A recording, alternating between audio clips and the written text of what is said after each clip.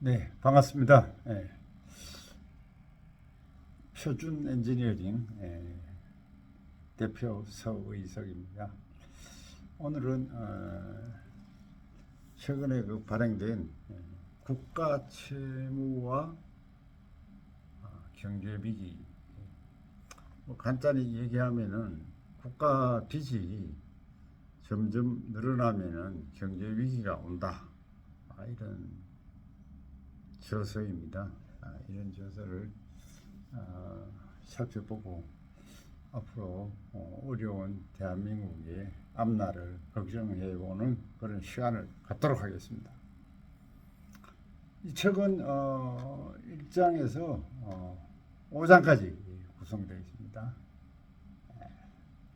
그래서 1장에는 정부의 빚이 급증하면 위기가 온다. 2장에서는 나라 돈의 진짜 얼굴. 그래서 나라 돈이 어떻게 움직여가지고 국가 경제를 지속 발전시킬 수 있느냐. 그래서 국가 재정의 역할에 대해서 알아보겠습니다. 셋째 장은 세계에 덮친 비폭탄 해가지고 지금 일본과 미국의 국가 채무가 굉장히 많습니다. 그걸 이제 어떻게 하다가 일본의 나라 빚이 늘어났는지, 또 미국의 나라 빚은 늘어났는지 살펴보도록 하겠습니다. 사장에는 우리나라는 얼마나 안전할까? 우리나라는 지금 재무적 위기, 우리나라도 나라 빚이 1조 달러, 그래서 한 1조 달러니까 우리나라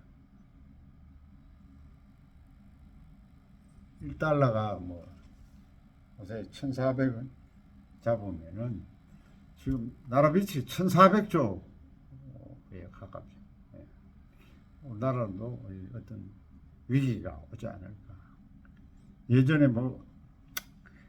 97년도에 IMF도 오고 해서 나라가 난리가 났었죠.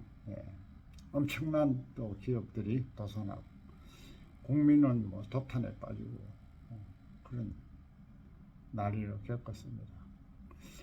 그런 난리가 또 오지 않을까. 그럼 5장에서는 빛에 휘둘리지 않는 나라, 앞으로 우리나라가 어떻게 나아가야 할까, 이런 걸 살펴보도록 하겠습니다.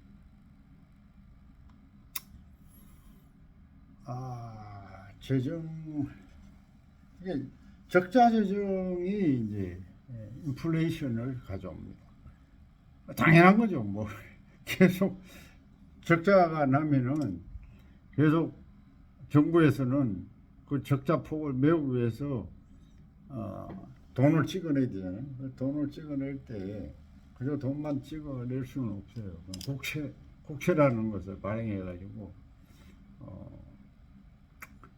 채권, 그래 국가 채권을 이제 발행해가지고 거기다 이자를 붙여가지고 팔아야 그걸 또 사죠. 그러니까 그 나라의 이자가 점점 늘어나게 되는 거죠. 그래서 재정 적자가 지속하면은 이제 국가 채무가 증가하고 인플레이션을 유발합니다. 이건 불변의 진리입니다. 그래서 화폐가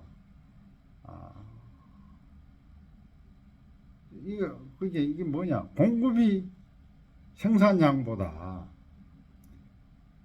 빠르게 증가하면 그게 화폐를 공급하는데 화폐를 찍어내는데 그 수입보다 이 지출이 많으니까 찍어내야 되잖아요. 그래서 국가의 수입은 세금도 걷어들이고 벌금도 걷어들이고 과징금도 들이고, 그래서 국가의 수입보다 더 많이 쓰게 되면은 화폐를 발행해야 돼요. 그래서 그게 국가 채무가 증가하는 거죠. 그 그다음에 물가가 또 올라가죠. 화폐를 찍어내야 되니까 물가하고 통화 가치가 이제 점점 또 하락하죠. 예. 그래 해가지고 이게 이제 악순환 하는 거죠. 정부의 국채가 계속 발행하게 되면은 그걸 국채를 발행하게 되면은 그 금융권에서 그 국채를 사고 일반에서 그걸 사야 되는데 안 사니까 또 중앙은행이 그걸 또 사요. 그러면 이건 뭐 정부 부채를 그 중앙은행이 그대로 사용한다는 거는 화폐가 발행되면은 그냥 정부가 그 정부 부채를 그 화폐로 가지고 있다 이런 얘기. 그래서 명목상으로 이제 화폐만 찍어냈다는 거죠. 그래서 1971년에 미국에서 이제 돈을 가져오면 금으로 바꿔주는 이런 제도를 71년까지 미국에서 했었는데 미국도 그걸 지탱을 못 해가지고 그걸 폐지를 해버렸어요. 그래서 과도한 재정 적자는 통화 팽창이 이루어지고 그 다음에 경제가 또 불안정해지고 채무가 악순환 되는 부채의 덫에 걸리게 된다. 누적되는 국가 채무. 그게 이렇게 국가 채무가 이게 이제 매년 국가 빚이 늘어나면은 이거 뭐 폭탄이 될 수밖에 없죠. 그래서 이게 뭐냐 하면은 국가 채무가 지속적으로 증가하면은 그 국채 이자 부담이 점점 늘어나게 되죠. 늘어나면은 이자가 갚다 보니까 다른 일을 못 해요. 세금 받아가지고 이자 내고 나고 뭐 내고 나고 하면 돈이 없지 않습니까? 없으면 이제 생산적으로 투자를 못 한다는 거죠. 그래서 SOC 뭐 다리 놓고 저 차량 다리 놓고 도로 고치고 뭐 이런 것도 못 하고 국가적인 R&D 사업도 못 해요. 뭐 교육 투자도 못 하고 성장 동력 이런 것도 뭐 할 수가 없고 신기술 투자도 할 수 없고 그러니까 성장을 위한 생산적인 투자를 해야 되는데 그걸 못 하니까 점점 국가 경제는 어렵게 되죠. 또 민간 투자를 국가가 투자가 어려운데 민간에서는 투자가 더 어렵게 되는 효과가 나타납니다. 이렇게 해가지고 이제 국가 채무가 누적되면은 이 부채의 악순환이 돼가지고 이걸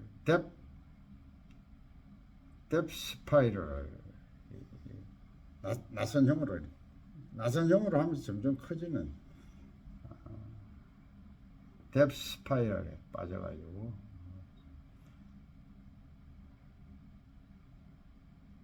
재정 위기가 가속됩니다. 그 다음 국가 채무가 늘면 어떤 위기가 오느냐. 국가 채무가 늘면 어떤 위기가 오느냐. 이제 그리스 사례를 들어보면은, 그리스가 2009년에 GDP 대비 국가 부채가 130%. 그 국가 부채가 130%라는 얘기는 국가의 총 부채가 전 국민이 1년 벌어들이는 것보다도 부채가 130%더 많다. 1.3배라는 뜻이죠. 그렇게 국가 부채가. 우리나라도 지금 뭡니까? 1,400조라고 그러죠. 우리나라 국가의 예산이 얼마죠? 국가 예산이 뭐 지금 800조입니까? 거의 800조 일단 재정 지출이 800조 800조면 뭐 또 수입이 800조에 맞춰가지고 800조로 했겠죠. 800조 지금 1400조면 우리도 지금 국가 부채가 GDP 대비 이거 더 올라갔을 거로 봅니다.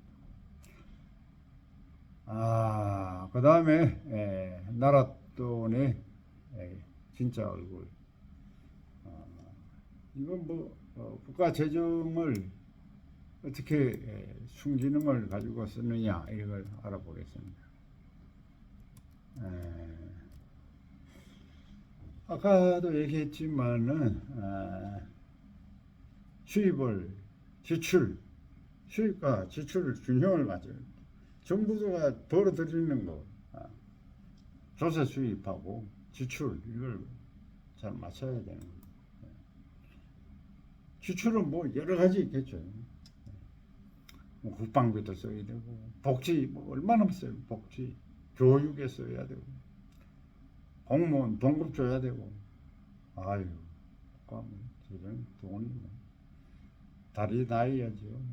도로 고쳐야죠. 도로도 놔야죠.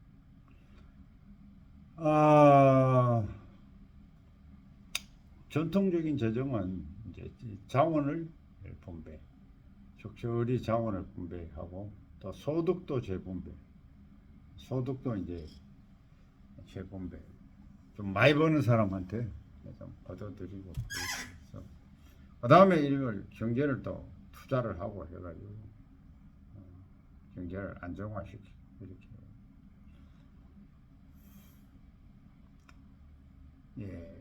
그래서 이게 통합재정수지와 관리재정수지가 있다.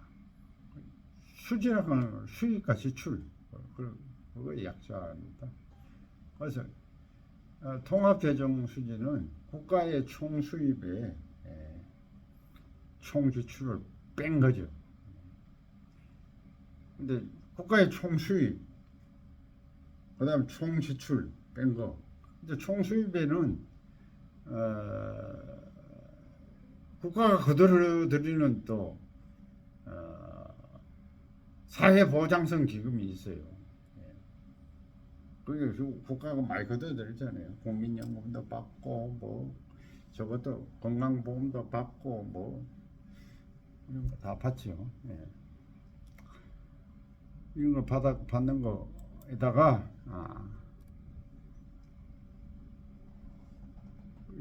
총 수입에 이걸 다 포함해 가지고 한 거를 이제 통합재정수지라고 하고, 관리재정수지는 이제 수입 중에 이게 사회보장성 그 보험용 그 수입을 뺀 거예요. 빼고 실제 조세 쪽하고 또 조세 쪽을 뺀 것을 이제 사실 조세는 빼야 돼. 조세에서 지출을 뺀 거, 요것만 따지는 게 이제 관리재정.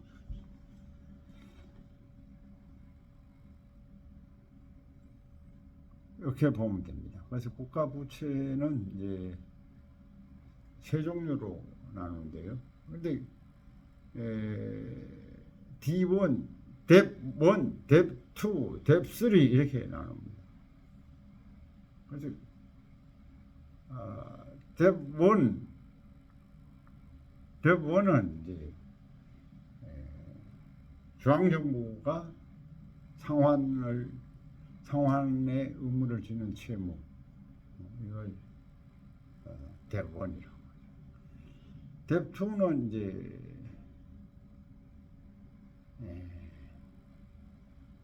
중앙정부 플러스 아까 사회보장성 기금의 부채까지 포함한 걸 이제 뎁2. 뎁3는 이제 이 뎁2에다가 다른 공공기관의 부채, 비금융권 공기업의 부채까지 다 포함해 가지고 뎁3라고 그걸 우리나라의 부채를 뎁1, 뎁2, 뎁3의 이제 그 현황을 한번 살펴보겠습니다. 지금 우리나라의 중앙정부가 쥐고 있는 빚은 1175조 1175조 지금 나와 있어요. 그래서 여기서 전체 D1이 1175조인데 요거는 24년 기준입니다. 24년 기준. 24년 기준. 그래서 24년도 기준이고,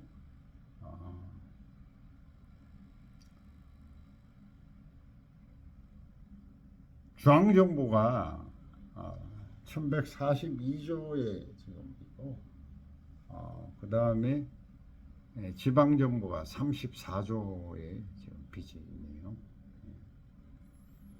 중앙정부 1142조 중에는 차입금이 3조 1천억 정도 지금 22년도에 있는 걸로 나타나 있습니다. 그 다음에 D2는 이제 간단히 얘기해서 국가 국영 사회보험 성격이죠. 그래서 건강보험도 부채가 지금 있고 국민연금도 국민연금 부채가 있는지 없는지 모르겠는데 어쨌든 D2가 1217조의 부채가 있고 D3는 이제 여기다가 한 몇 조입니다. 한 D3는 이제 D2에다가 뭐 비금융권 공기업은 이제 뭐 조폐공사, 한국전력 지금 공기업들 다 포함해가지고 이런 공기업이 160곳이 돼요. 160곳에 합치면은 1673조가 되는 거죠. 그게 아까 제가 말씀드린 1400조에서 한 270조가 더 있네요, 지금. 네. 그 우리나라 이제 여기 보면은 채권 발행 부채 중앙정부가 1142조의 차입금이 있잖아요. 이게 이제 보면은 이게 전부 대부분 국채를 발행한 거거든요. 그래서 이 국채 중에 누가 이 국채를 샀느냐 하면은 은행이 423조.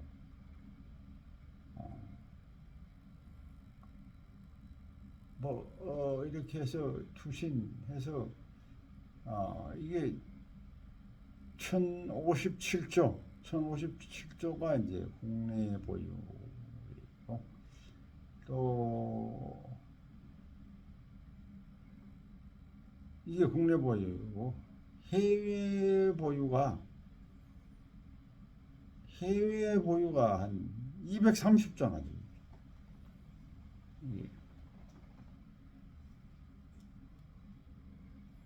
해외 국외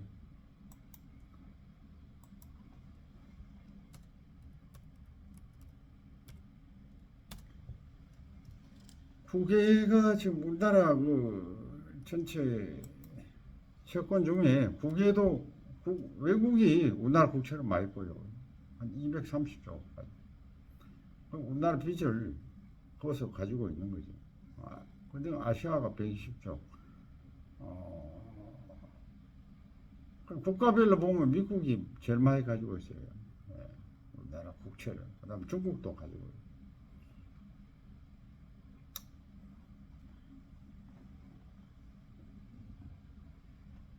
국채가 여기 이제 230조. 전체 부채, 우리나라 전체의 23%. 우리나라 빚의 23%가 가진다. 국내에도 있지만 해외에도 23%가 가지고 있다. 그 다음에 여기 사실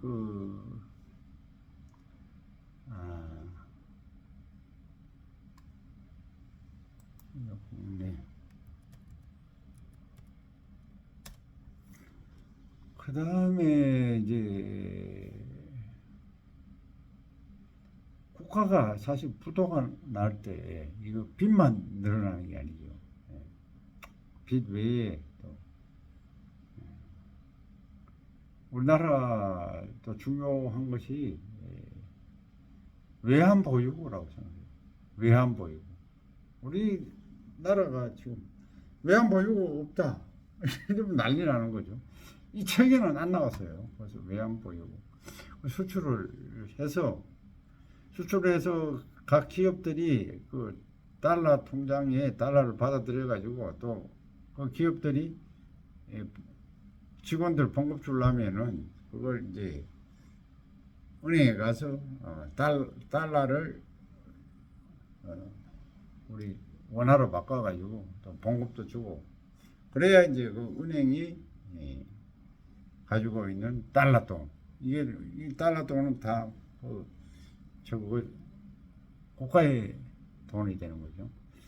왜냐 뭐 국채도 많이 사고 했으니까 그걸로 또 한국은행 달러 통장에 다 들어갈 수 있으니까. 그리고 우리나라 국가도 달러를 써야 할 게 많아요. 그걸 달러를 써야 돼. 기름도 사와야죠. 또 뭐 밀가루도 사와야죠. 식량도 사와야죠. 뭐 우리나라 정부가 해외에 쓸 돈이 엄청날 겁니다. 그러면 그걸 벗으면은 이제 뭐 이자도 줘야 되고 모라토리엄이 선언되고 그러면 뭐 그 뒤에 와서 디폴트까지 세면 국가 부도가 되는 거죠. 우리나라 공공기관의 부채 이것도 엄청납니다. 23년도에 327개 공공기관이 있는데 이 부채가 700조예요. 700조. 또 꾸준히 이렇게 이제 공기업의 부채. 공기업도 이게 사실 한국전력, 가스공사 이런데 지금 대규모 적자가 누적되고 있다. 다 정치권에서 가격을 인상 안 시키니까 그 정부가 빚을 계속 정부가 빚을 딱 안겠다는 거죠. 왜냐 뭐 그거 요금 인상하면은 표가 다 떨어지니까 그냥 정부 빚으로 안고 이렇게 숨기겠다 그런 뜻이죠. 3장 이제 3장은 뭐냐면 전 세계가 지금 정부 부채가 늘어나가지고 난리죠. 일본하고 미국도 살펴보고 요즘 또 최근에 등장한 게 프랑스 부채가 커서 또 난리죠. 이런 일본도 그 살펴보면은 왜 일본의 부채가 심각했냐. 일본은 70년대, 80년대는 최고의 경제 강국이었잖아요. 그런데 일본도 그 잃어버린 30년이 찾아와가지고 그 일본 경제가 안 돌아가니까 이 세수가 줄어들죠. 세수가 줄어드는데 또 일본은 고령화가 일찍 왔잖아요. 일찍 와가지고 또 지출은 늘려야 돼. 그러니까 이제 빚이 점점 증가한 거예요. 잃어버린 30년 동안. 그 다음에 뭐 경제를 또 살려보겠다고 또 감세 정책을 썼어요. 그런데 그게 감세 정책을 쓰니까 세수가 점점 줄어드는 거예요. 근데 감세 정책을 썼는데 이것이 또 경제를 활성화시키기 위해서 감세 정책을 썼는데 감세를 해도 이 경제가 활성화가 안 되네. 이래가지고 이제 참 일본이 어려워요. 일본이 노화가 일찍 와가지고 그래서 일본 빚이 지금 엄청나요.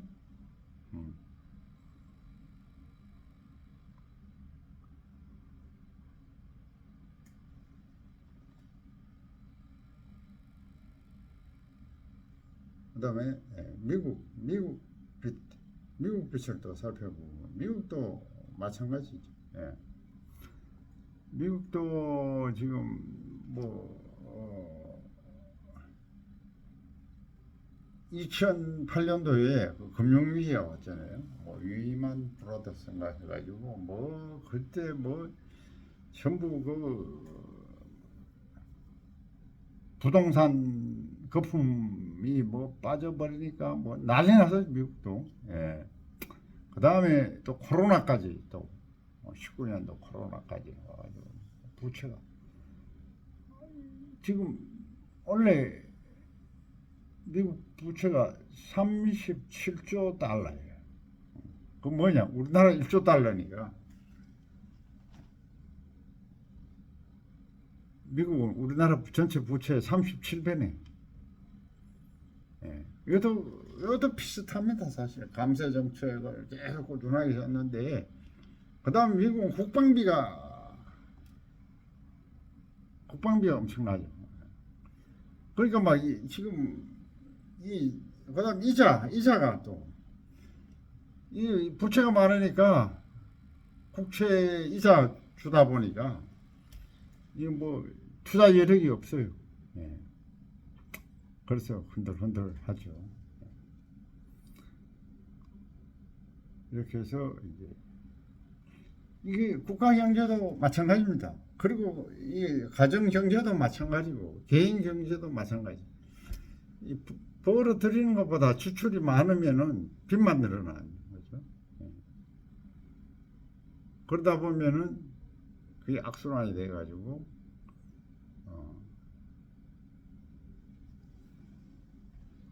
생산을 축소시켜가지고 점점 수입이 줄어드는 그런 형태가 돼요. 그래서 우리가 이걸 극복하려면은 그 이자 늪에서 벗어나야 돼요. 그래서 벌어가지고 지출하고 남는 걸 이자를 갚아야 되는데 그 이자를 못 갚으면 점점 더 이제 빚만 늘어나게 되죠. 예. 그렇게 되면 이제 인플레이션이 또 찾아와가지고